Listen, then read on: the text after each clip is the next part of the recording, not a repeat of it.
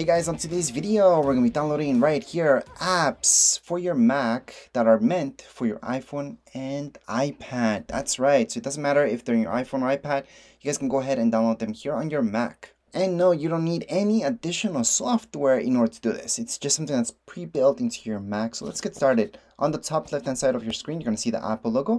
Just click on that Apple logo. You're going to go into your App Store, which is our third option. Once your App Store is fully open, on the bottom, you're going to see your name. Bottom left-hand side, just click on it. Once you click on it, you're going to see these options. And on the top left-hand side, you're going to see this, Mac apps and iPhone, iPad apps. And here we go. So these are the apps that have been purchased by me. So anything that you have downloaded on your iPhone, iPad, you guys can go ahead and download it on your Mac.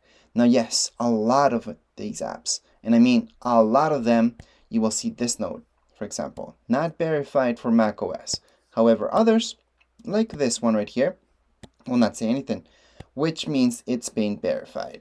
So that fully works on your Mac. However, even if they say not verified, they're going to work just fine. So all of these apps have been purchased by me on my iPhone and iPad. And yes, there is a ton of them. So right here, we're going to see all the apps that I've purchased before.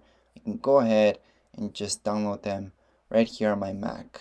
Now I want to make a quick note for those of you who do not see these two options.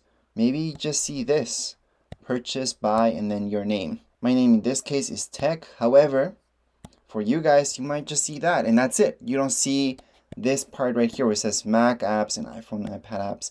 That's okay. That's just because you don't have a Mac M1.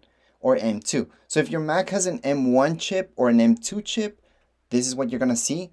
If it doesn't, then you can't. Even if you're running the latest Mac OS, you won't have those options. Now, is there a reason for that? Not really. Apple could have made this available for Intel users as well. That wouldn't have been a problem. This is just software. It's not like an iPhone app or an iPad app is just too much for a Mac to handle. It's actually the other way around. Macs can handle way more complex programs than what an iPhone or iPad can do. If you would like to download any of these apps right here on your Mac, all you need to do is press this right here, this cloud. Just press on it, and it's going to begin the download. Now, how long will this download take? Well, it depends on the app, however, as well as your internet speed. So if you have really slow internet speed, this could take forever. Right now, I just downloaded it. There we go. We can open it up. So here we go. We're just going to open this up and turn on, say okay. I'm going to sign in and then keep going. But basically, this is how the app itself would show up. Now I'm going to fully open so you guys can actually see it. And I'm going to press continue. There we go. It's going to access my Facebook. Yep, that's how Oculus works. And we are done. So that's how you guys can see the app. It's going to be the exact same app that you will see on right here, your iPad or your iPhone.